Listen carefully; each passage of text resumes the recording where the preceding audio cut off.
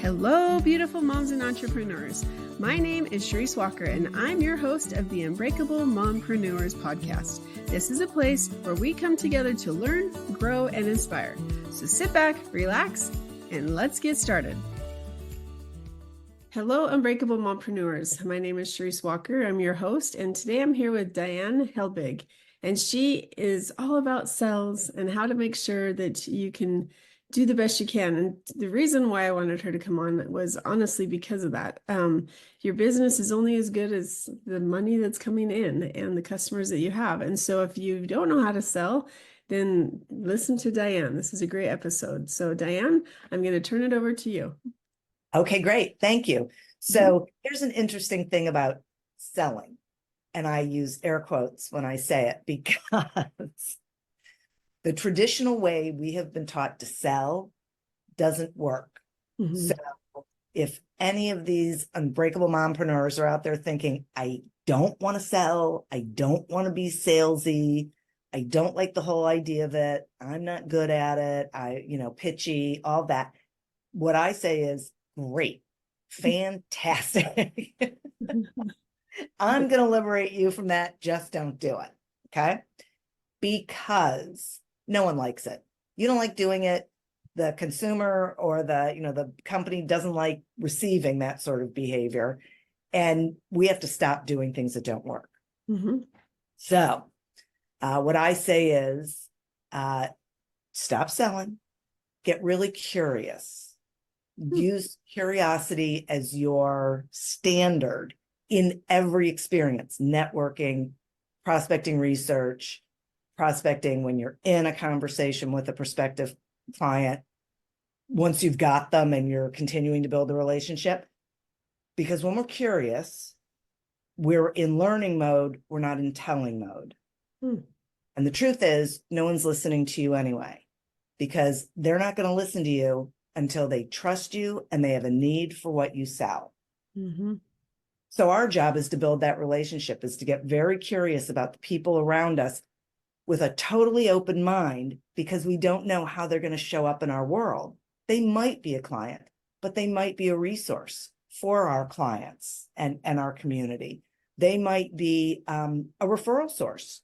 They might just be a business friend who we like to see at networking things and, commiserate with, support each other. And the truth is, we have no idea. They might be someone we don't want to have anything to do with. And we're not going to know that unless we're totally open-minded and not looking at them as a potential customer, but looking at them in terms of, who are you? What are you about? And does this fit? Do I feel a synergy? Is there any sort of chemistry, so to speak, business chemistry between us? And would I like to get to know you more? Yeah. Oh, finish what you're going to say. No, go ahead. Go ahead. Well, I actually was just going to say amen to that, because there was a lady that she called me up and she said, because I'm a realtor as well, and she said, well, I had a horrible experience with someone 10 years ago. And so I'm only willing to sign, because there's a thing called a buyer's agency agreement. And technically, and actually now with the new laws that are passing, they have to sign that agreement before we take them through our house. Before, we could sign it later. And so she's like, well, I'll only sign for this one house, or I'll only sign for this or that. And so are you okay with that? And she goes, because I have to decide if I even like you. And I said, well, that's great, because I have to decide if I like you too. And she goes, oh, and I go, it goes both ways, And I ended up firing her because Did you? attitude that I didn't appreciate as much as she's difficult to work with. And so I think that those are the things that in business, it really is a two-way street. And if you, just because you shouldn't be so desperate that you are walked on, right? And so I think that, I just love what you said, because it is all about a relationship and getting to know, like, and trust each other. Because if you don't, then you're not going to, it's the car salesman type approach, all the new phone thing, all the sales calls, and you can tell it's a sales call because it goes bloop. But, if I have signed up just because I like the person and then they turned out to be not so great, right? So yeah, I love what you're saying. Keep going. And I love what you're saying because it's so, we have to embrace this idea that it is a two-way street, that Mhm. it's sort of like a marriage, Right. right? We both have to want to engage in this, and Mhm. that it's okay for us to say in our head, I do not want to work with this person. Yeah. I'm getting bad vibes. Something's telling me this is not going to be a good relationship. What we say to them is, I don't think I'm the right resource for you, Yeah. right? But we have to get away from just doing business with people because we feel like we need the revenue, because the truth is it's not profitable revenue. It's not. So it's really not worth it. Yeah, I have a friend that I love dearly. And what I appreciate is she was honest with me, because we've known each other for a long time. But she's one of those that she will take, and she doesn't want to give anything in return, right? And so we were talking about listing a home, and it was a pretty expensive home. And when I say that, like commission typically is 3% for an agent on one side, 3% on the other. Again, you don't have to pay that, but typically that's kind of the standard. So Sure. she's like, well, I'm not going to give $60,000 away because it was $1 million home. I said, you know what? I'm so happy that you're honest with me. Thank you. She goes, well, how much could you take? Because I could go hire this other person, a flat fee type service for like $2,000.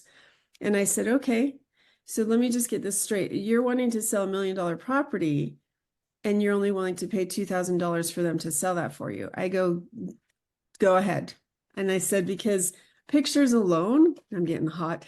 Pictures alone, um, I spend more than that. And so if you're going to take that, then more power to you. I said, but my time is more valuable. And remember that time, the last time I worked with you, that I had 5 people under contract, and then there was you, and you took more time than those 5 people. And I only charged you 1% because that's all you were willing to give me. I said, sorry, if you want to do all these things and you just want me to put it on the MLS, okay, great. I'll charge you $2,000. But Yeah. I think that those are the things that you have to have. What's the word I'm looking for? You have to know your value.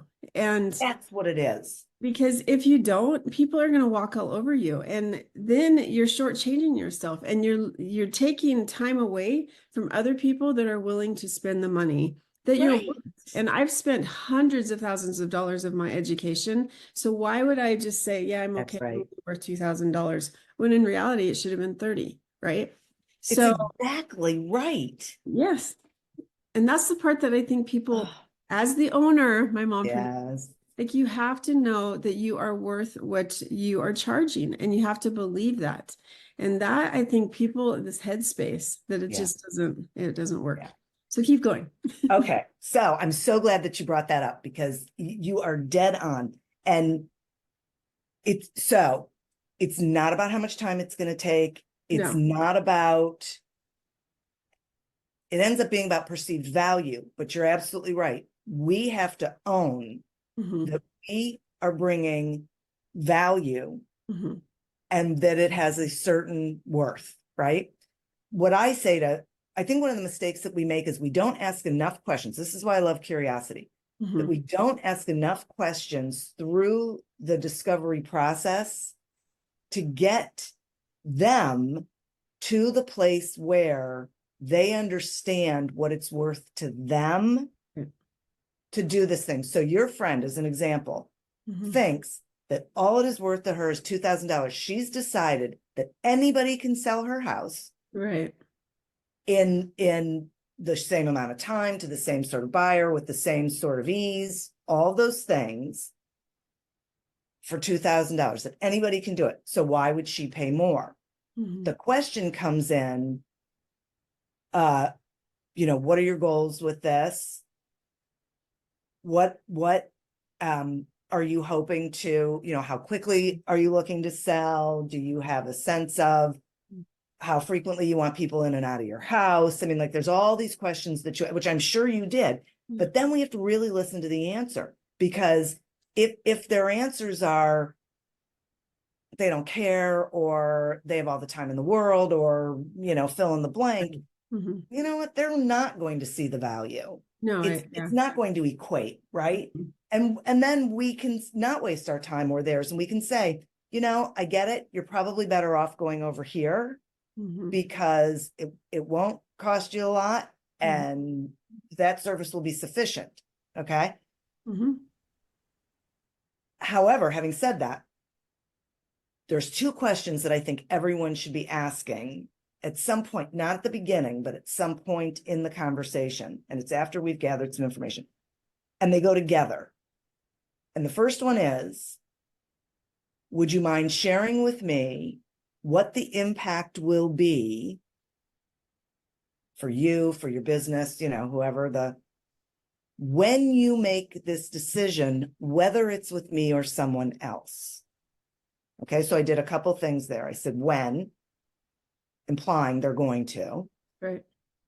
I also said I took me out of the equation. So it's just making this decision. It's, Yeah. It's not anything personal. Exactly.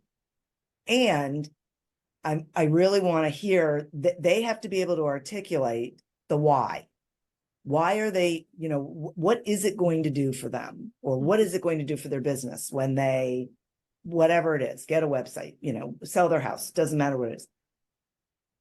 Because when we can hear that, we can ask follow-up questions outside of the second one that I'm talking about, like, have you given thought to what that would mean in revenue, or what that would mean in dollars for you, or what that would mean in freedom, or extra time with your family, or whatever. Like, we really have to get them to that place. The second question is, what will the impact be if you don't? Okay, so I said if, but I also asked about impact, because if the impact isn't great enough, if they don't move forward, they're not going to see the value, right, in what you're offering, right? And both of those questions take the money out of it. I mean, people will say, they want the low. They really don't want the lowest price. They want to feel like what they are investing is equal to or less than what they're going to get in return. Yep. So that's how we get to that place that helps them identify, boy, this is why I really need to do this. This is what it's going to do for me. No, and I totally agree with that, because like I have two people that are out of their vacant homes right now, and they're out of the state. So if you just put a sign on the MLS and there you go, okay, great. But they're hurting for money right now, and they need their house sold ASAP. And so it's like, I'm doing everything I can and busting my behind, where a typical flat fee broker that doesn't do anything, they're not going to do any of that stuff. And so I love what you're saying about that. And I love the win, because when you do this, that is because it really makes them think, okay, what is my end goal? We talk, because I do apartment investing as well. And so when you're talking to the broker or the agent, it's like, okay, what is going to happen if they don't get their asking price? Because it's always higher than it should be, right? And so, so what will happen if they don't get their price? I hadn't thought about that. It's like, okay, well, let's talk about that. Right. Here's where I'm at, and here's where you're at. It's a huge question, right? And I think part of the reason why people don't ask the money questions, like, you're allowed to ask, have you thought about a budget for this? Have you, would you mind sharing with me what it is? We don't talk about money because we've been raised to not talk about money, right? That it's impolite and it's uncomfortable.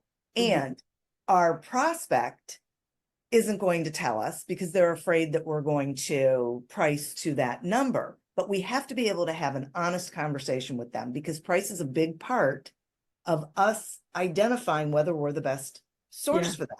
Yeah. And we have to say that. We just have to say, listen, if they don't want to give it, we're allowed to say, I'm sensing some hesitation here. Would you mind sharing with me what's going on there? Have you had a bad experience in the past? Is there a concern that you haven't expressed? Talk to me about what's going on there. If they won't share information with you, they don't want to do business with you. And there's nothing you're going to be able to do to get them to change their mind. because you haven't earned their trust. And I love it. And I think you have to relate it to dating, I think sometimes. Yes, you Right? do. Because you're standing at, my husband loves baseball, so I'm going to use baseball. You're standing at home plate and you're getting ready to bat that. So it's kind of like, here's the customer, they're ready to take a swing Yeah. and they're wanting to talk to you about it, right? So the ball comes, you hit it, and then you go to first base. Okay, well, the first base, you start talking about how are you? What's going on? Tell me a little about yourself. And then, oh, we're getting a little more comfortable. Now let's go to second base and let's go to third. And now it's dating. Now, home run, we're getting married and doing other things. And so I Right. think with a customer, you can't just jump into home, like you can't get to the home plate before you go through the other three bases. And so I want to talk about networking because you Sure. say that we're doing things wrong when people network. And Yeah. so like kind of talking about getting to that home plate, Yeah. what are we doing wrong with networking? Yeah. So one of the things we're doing wrong is we're going into networking events looking for clients. So that's the first thing we're doing wrong, because they may or may not be there, but no one wants to be bait. That they're not dinner. So let's just Mhm. leave them alone, right?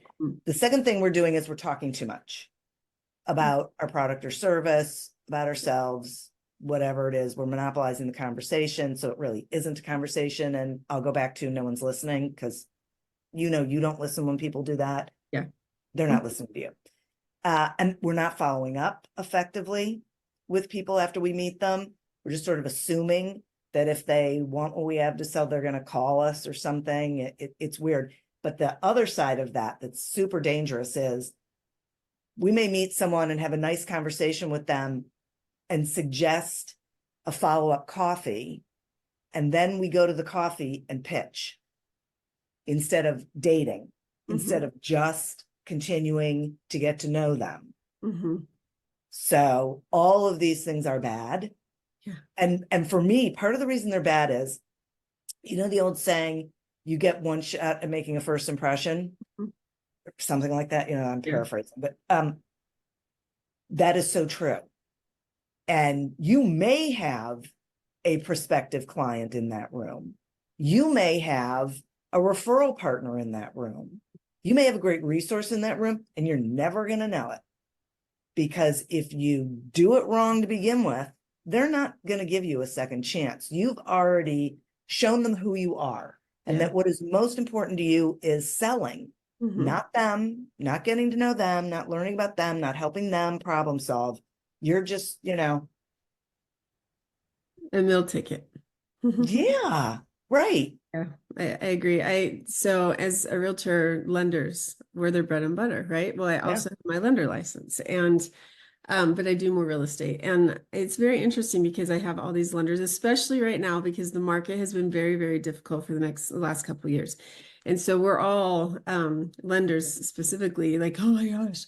And it's really uncomfortable when a lender friend calls me and I'm like, how's it going? He goes, just trying to feed my family. And I'm I like trying to guilt me into giving you some relief. right, Like, right. okay, well, uncomfortable, A. B, like how you treat my clients is going to make a huge difference. So if they are going to be a little difficult, there's some that are just like the bottom pickers. If it's an easy fix, you can tell. And so if it's harder, then it's not. But this one lender took me out to lunch one day, and he acted like he did. He asked a lot of questions, which very rarely did he talk about himself. He asked a lot of questions, and being a salesperson, I recognize that, and I'm like, okay, he's trying to build that camaraderie.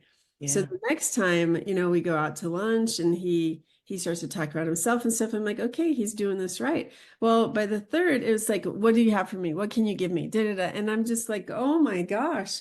And so now, I mean, if he'll call, it's like, well, who can I help you with, Sharice? And it's like, no more trying to Yeah. have a relationship. Just give me your people. Give me your Right. people. We don't really talk anymore. Oh, I'm sure you don't. Why would you? And Right. so I think like what you're saying is so true, because there was somebody that they're very famous and I adore them. And they've been out of town. He comes home and his wife has a room full of her friends, her girlfriends, and they're sitting there chatting. As tired as he was, he sat on the couch and he didn't talk about himself at all. He just asked him all questions. And I mean, this is a genuine guy that I absolutely love. And so he just kept, asking questions. And he goes, well, I'm tired, so I'm going to go to bed, but you ladies have a nice night. And they're all just like, oh, you have such a great husband. He's Right? so wonderful. And she's just like, and it's because all he did was ask them questions about who they Right. are. And that's something that has really stuck with me because I tend to want to overshare a lot. Obviously, people hear this on the podcast a lot, but it's you and I. But I think that when you're asking people questions and you do things, they're like, I really enjoyed that conversation. Right. And they don't realize why. It's because you asked about who they are. And very rarely do people take the time to do that. And this goes all the way back to Dale Carnegie and How to Win Friends and Influence People. This is what he wrote in that book back in, I don't know, like the 1800s. And Yeah. it is still relevant today. That people thought he was a great conversationalist because he would go to these dinner parties and they would seat him next to someone and the person would say, oh, Mr. Carnegie, tell me all about you. I heard blah, blah, what I would love to hear about. And he would say to them, I'm happy to tell you about that. But first I have a couple questions for you. Oh, And he wow. would totally turn the conversation. He would just ask that person questions. And before they knew it, the night was over and they would leave and they would say, that Dale Carnegie is such a great conversationalist. He never said anything, right? But he made them feel valued. He was interested. He really listened to what they said. So he responded to what they were saying. It's a real, and listen, people are going to refer other people to you when they trust how you do business and there's a need. So to say to someone, I want to go back to this guy at lunch who says, so what do you have for me? That's ridiculous, right? We need to totally take that out of that's not how it works. When I have something for you and we've built this relationship, I will call you. Yeah. Right. So if you're not hearing from me, it's because there's nothing over here. Right. Yeah. Sorry. It's And I think, it is important to have that conversation. It's important to have the relationship. And I have another one that well, Sharice, do you still trust me? Like, I'm your number one guy, right? No. And so it's like, I need to give you some feedback. right. Why I'm not going to refer people to you anymore, and I think that we owe it to other people, especially in a business situation, to help each other out. Like, Sharice, what can I do better? How would you feel if it's, well, do you not trust me anymore? Am I not your number one person? Versus, Sharice, what can I do to be able to have more clients with you, that we can have more of a relationship where I can help your clients more? What can I do better? Oh, you're open to feedback. Okay, yeah, let's have a conversation versus, Right. Yeah. Well, I think some of that is the difference between men and women to some degree. Yeah. Men are sort of raised to be that aggressive, I will say, and women, one of the great things about being a woman and being a salesperson is we're community builders, we're problem solvers, we're genuinely interested in other people, we're nurturers, we're all these things that actually work really well when we're selling, but we've learned not to do them because, I don't know, they're feminine. I don't know, because we're watching men and we're being told this is what you should do. And the truth is, just don't, first of all, it's not comfortable, so you're not going to do it. And if you do it, you're not going to do it well. Yeah. So don't, right? I'm just saying, when I network, I walk into the room assuming no one needs what I have to sell. I have the best time. I have built some of the best business relationships. I've been here in the Cleveland area for 30 years. And I have some of the best business relationships over those 30 years that people I met 15 years ago will refer me. I've never sold, and I was in sales when I first, I've never sold anything to anyone. So what people know is, I'm going to be honest with you. You can trust me. And that's what they tell people. So people are comfortable reaching out to me and talking to me and having those conversations. That's who you want to be. And you can tell that just by me talking to you for a few minutes, that you're one of those people that I'd want to have the relationship with you because you're going to tell me how it is. And I can trust that you're going to be authentic and not fake, you know? And Yes. that's not always, I don't know. I've talked myself out of a job many times with my clients because I'm like, I wouldn't sell right now. Or if you can keep your house, and let's just help you buy another one. I Mhm. talk myself out of a job all the time, but that's why I have a 86 to 90% referral rate because they do trust me. Exactly. That's exactly right. Because you tell them the truth. You don't tell them what's going to get you money. Mhm. You tell them what they need to hear because you are the expert. Right. You have the knowledge. You know the market. You know you're listening to them. You're learning about what their needs are, and you're helping them problem solve. Yeah. Yep. It's so true. Yeah. So, how can somebody succeed? Because somewhat people might be like, okay, well, and now I don't know how to sell. I don't know what to do. So, how can you be successful if they don't sell? And Yeah. what does that mean? Okay. So when we let go of the idea of selling and we embrace this idea of curiosity, it is still sales is still an activity. It is still something that we need to do.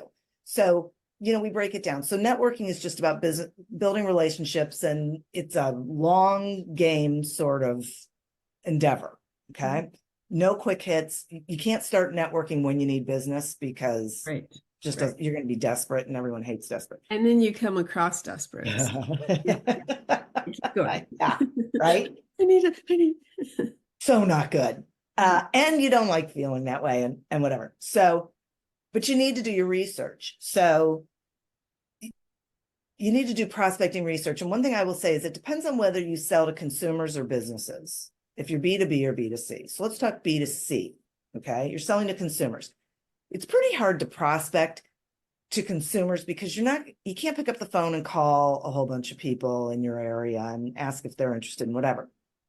So what I tell people is, you know what? Start having educational workshops, small, short, with no selling involved. Yep. Because what you're doing is you're giving people an opportunity to get to know you, Mhm. to learn about what you know.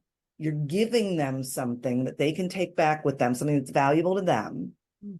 And then you're identifying who, if anyone in the room, would want to have a follow-up conversation. Mm. So it's no sales, or would like to get your newsletter, Right. or would like to know when you have your next Mhm. event. Okay.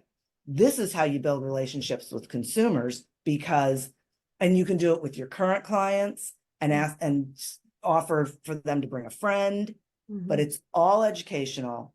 There's no hard selling. There's no selling at all. I've actually gone to these things where they have said at the very beginning, I will not be selling anything tonight. You will not be buying anything tonight. This is what we're doing. So all the pressure's off, right? Okay, she's not going to try and convince me to spend $500. Okay, great. So then people are open. They're relaxed. Yeah. You're relaxed. This is a fun thing, whatever. You're teaching them, and what they're learning is to trust you, Yeah. that you meant what you said, you Mhm. did it, you gave them something for free. It was just information, whatever.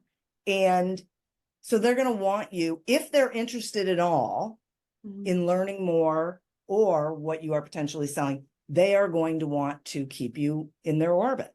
Mhm. And you're going to build that way. They may not, but they may know someone who does. And, so you say, listen, if you know someone who you think might want to learn this stuff, invite them the next time, right? Our friends and family are not a target market. And if you want to go to Thanksgiving dinner, stop trying to sell them whatever it is you do, Hey. because they don't want it. If they want it, they'll buy it, right? But they're to have them do it because they're helping you isn't helping you, and it's ruining your relationship with them. Yeah. So let's not, right? When it comes to selling to businesses, you have to do research. You have to know who your target market is, and you can have more than one, but pick one. And then go out there and figure out who's in that market. You have to know what an ideal client looks like. Fabulous client, love them to death all the time. You have to know it on the consumer side too.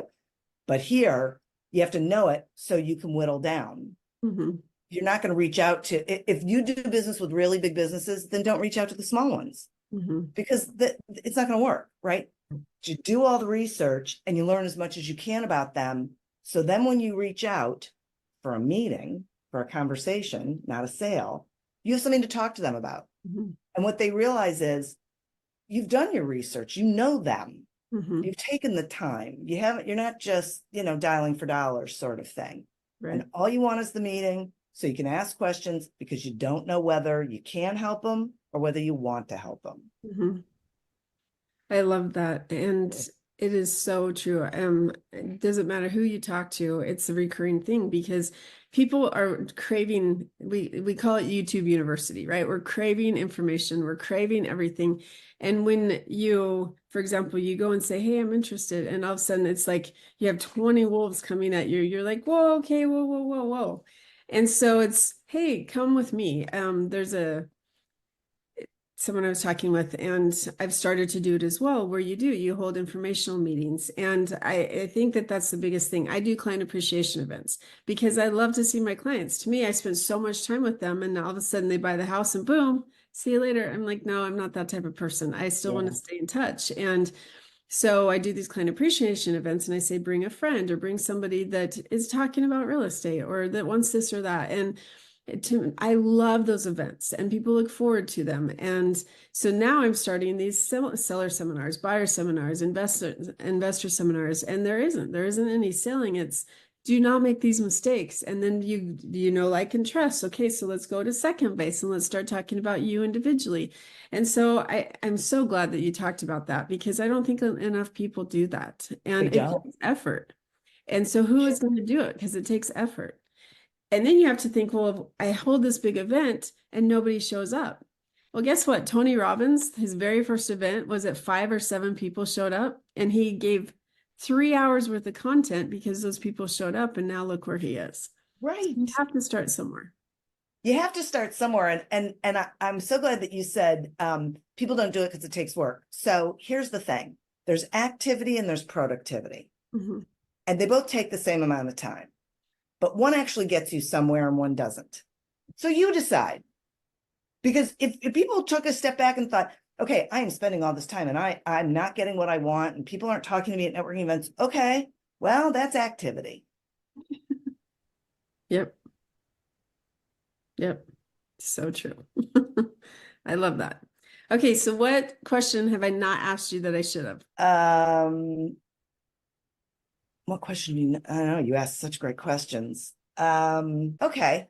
I don't know. That's a good question. I guess I would say, no is an answer. It's not a 4-letter word, so what's great about it is it's solid and it really means not right now. Yeah. If you're doing everything right, it just means, and we have to remember that sales is about need, timing, and trust. Yes. I love that. And that's why it's so important to nurture because maybe it's not right now, but a month later. And there's a girl, perfect example, right? One of my listings right now. So I send out this monthly mailer to all my people. And what you're supposed to do as well, and it's been a little chaos for about 6 months, but you should also call them and say, hey, I was just thinking about you. How's it going? Or send them a text message or whatever. Well, with this particular individual, I kind of did, shame on me, lost touch for a little bit, but I sent out a mailer and I get it back. Like forwarding address is expired. I'm like, oh, because about 2 years ago, she goes, hey, I want to sell my house, and so I tried to talk with her and then she kind of ghosted me. And so I was like, whoa, this is horrible. Now she went with somebody else, my fault, whatever. And then out of the blue, I get a call from her. Hey, I need to sell my house. And then it was like, and I want to go look at this house. And then, here it is. And so I think that that's the part that it is about timing. What you said, your 3 things that you said, but one is so important is timing. Because if you continue to just nurture them and stay in touch, that's a big thing. Sales secret. When people ask for your email, it's because they're going to nurture you. And so I was looking through emails once with a guy I finally hired. He's been sending me emails for 5 years. Wow.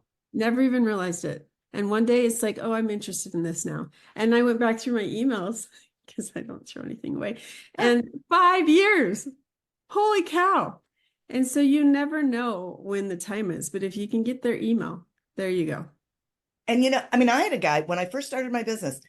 That was back when I would send the email and then I would look to see who opened it, like Yeah. right Yeah. away. I'd go, Uh-huh. and there was a guy who I had no idea who he was. I don't know how he found it Hmm. or me, but he opened and read my email like the minute it showed up for Right. 2 years. And I sent it monthly and he Wow. opened it up 2 years. And then one day he emailed me and he said, I've been getting your email for 2 years and I need to hire you. Wow. And he did. Hmm. And we had a great, he died tragically. I mean, it was really horrible. And that's what ended our relationship. But we had a great, I loved him. Yeah. He was just so fabulous. We talked weekly. I mean, it was just, but you know what? Timing. Right. And then you start out with a simple lead magnet, which doesn't cost anything, but the goal Right. is to get their email, because if you can get the email, then there's a whole lot of other words we'll go into another day. But when it talks about, okay, well, they might buy a $10 book or a $5 book, but yet they end up spending $100,000 with you because of all the different things that when you send stuff, they're like, I want that, I want that. And so you Yeah. never know, you do have to start small. But Well, and that's, sorry, but that's the other thing Mhm. is people will say, I don't want to give away my information. Then they won't need to hire me. And what I say is, oh, sure they will. Mhm. Because the only people you're really pointing to, there's three types of people. There's the do nothings, and Right. you could give them the keys to curing cancer and they would not do anything with it because they're do nothings, right? Then there's the DIYers, and they're going to take the information and they're going to do whatever it is you just told them because they're DIYers and Right. they could hire you, but they're not going to, they never work, but they'll refer you to other people. And then there's the clients. Okay, I had a name for them, I can't remember what it is. They will read everything you send them, whatever, and they will say to themselves, well, maybe I could do it on my own, but you know what? This person obviously gets it. I'm going to hire them Mhm. because it's not my best use of time or whatever. Yeah. I trust them, da da da da. They're the only people you're talking to. Mhm. So give them everything Right. because all you're doing is building trust Yeah. and showing and credibility, showing that you actually know what you're talking about. Hmm. And they want to work with you. It's so true. I actually used to teach sociology, and it's a mountain. And I would actually go do this with my class. We'd go, there's this little, it's called Ensign Peak. And I'd say, okay, we're going to go on a field trip and we're going to drive to this little peak. And you guys are just going to go to the top and we'll have class up at the top. And they're like, huh? I said, we're going on a hike. And it was so funny. I did this for so many years, and I did this with the youth groups. I did this with my students. I've done this with the people I managed. And every single time without fail, it happens. And so if your name is Nellie, I'm sorry. It's not meant to be negative, but I'm going to use that. And so within, I'd say 5 minutes, maybe 10, but it's usually within 5 minutes, the group develops into three types of groups, which you talked about. Like those are the groups you said, but for visual people like me. So you have the people who are like, I'm going to get there. We're going to be at the top. And they're like these go-getter type people. And they're just so fast and they just have to be out of control. I'm going to be the best and I'm going to be the top. And so they get to the top and they're just sitting there and they're enjoying the view and they're enjoying everything and they're so happy to be around. And Right. then you have the mediocre melons that are just like, oh, we're going to get there. Oh, look at the flower. It's so pretty. And oh, I love this. And oh, have you thought about that? And it's really fun to hear them because they're just enjoying the journey as they go. Right. And then you have the negative Nellies. They're like, how much longer?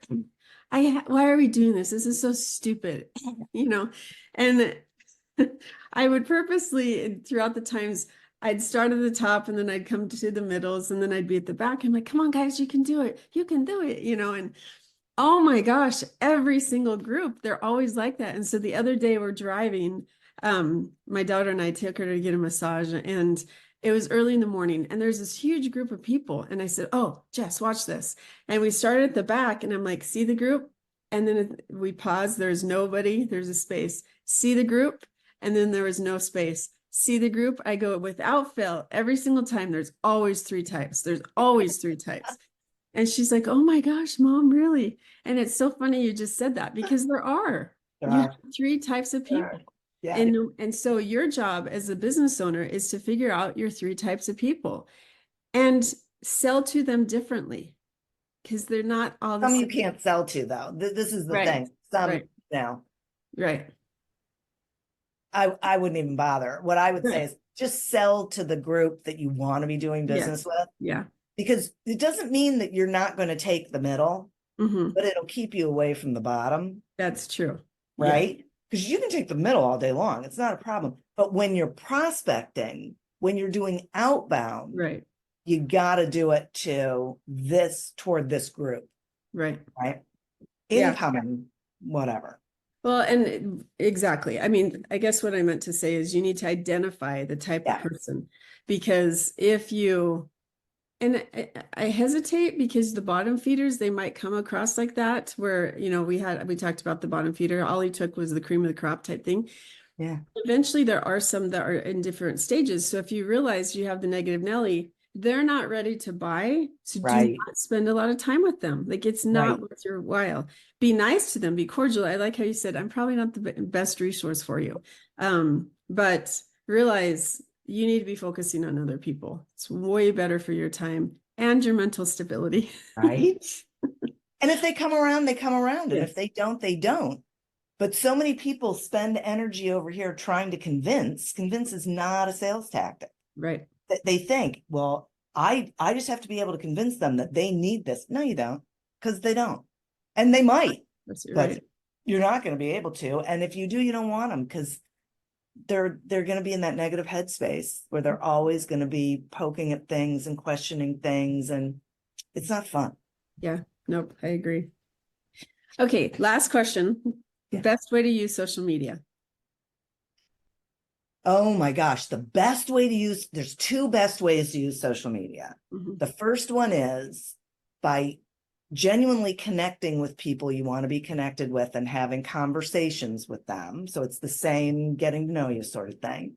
And the second one is sharing valuable information in an engaging sort of way. So if you can get people to engage with your content, Mhm. ask questions, whatever it is, those are the best ways to use social media, because whenever you're engaging with someone, you're technically engaged. When they're engaging with you, Mhm. you are getting in front of their network. So your reach expands, but Mhm. you just want to focus on your community. It used to be that marketing was like this, and now marketing is like this. So you focus just with who you already have, and they help you grow that network. Do not sell on social media. It is a huge no-no, especially on LinkedIn. Do not connect with someone, and then the minute you connect with them, try and pitch. I know, isn't it terrible? It It makes is. me angry It makes you angry. because I have time, my time is valuable. Oh my gosh.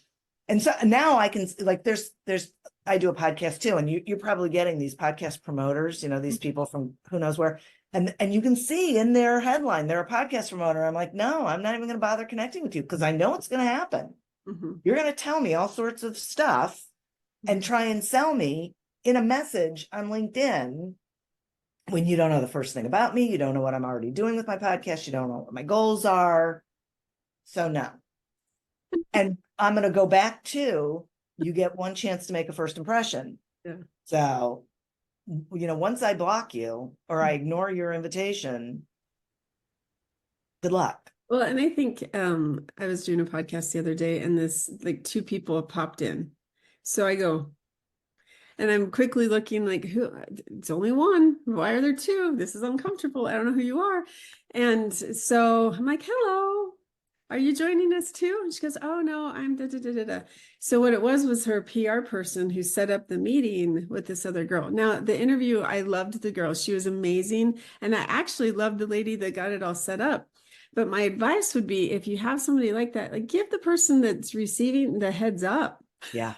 Because Yeah. I'm prepared for it. And like I even said, hey, I'd like to talk to you afterwards. I'm interested in talking with you. So, I mean, for me, I really do try to be pretty low key and even killed. But I think that sometimes people they're like, hey, hey, hey, and they just keep poking, and it's awkward. Like, I didn't reach out to you. I'm not interested. Seriously. And then they just don't stop. Right. So Block. then you have to block them. You have to Mhm.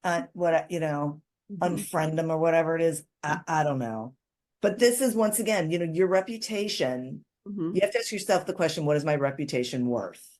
Your Right. reputation is worth everything, because that's what's going to get your clients staying. That's what's going to get people referring you. That's what's going to get you, a long term. If you're in business for the long term, reputation, you have to think about how your actions and your behavior are reflecting back on your business, how other people are receiving you, Right. and think about how you like people to treat you, and you don't like it either. So don't do it.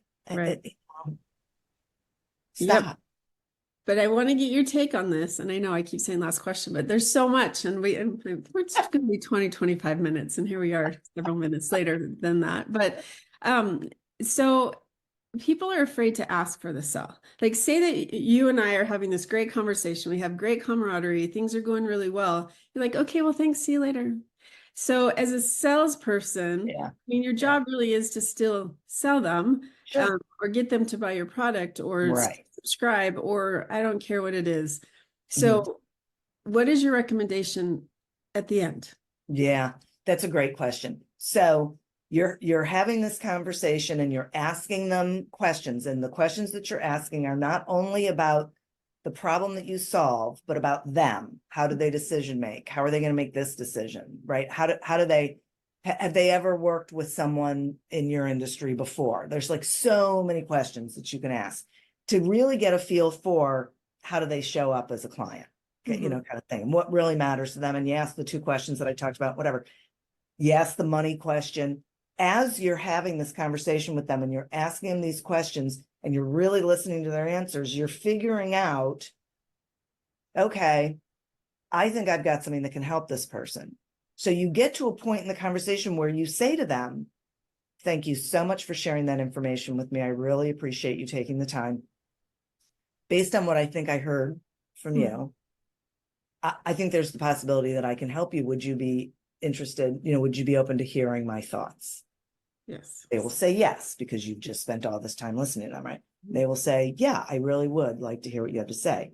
And so you say, you summarize, you say, one of the things that I heard, you never say one of the things you told me, because if you heard it wrong, it's offensive, right? So you say, one of the things I heard was that your goal is this, that what you're trying to accomplish is this, that what's getting in the way of that is this, what you're looking for is blah, blah, blah, your budget. You just repeat it back to them. You sort of encapsulize the things that you heard, and they're going to say yes or no.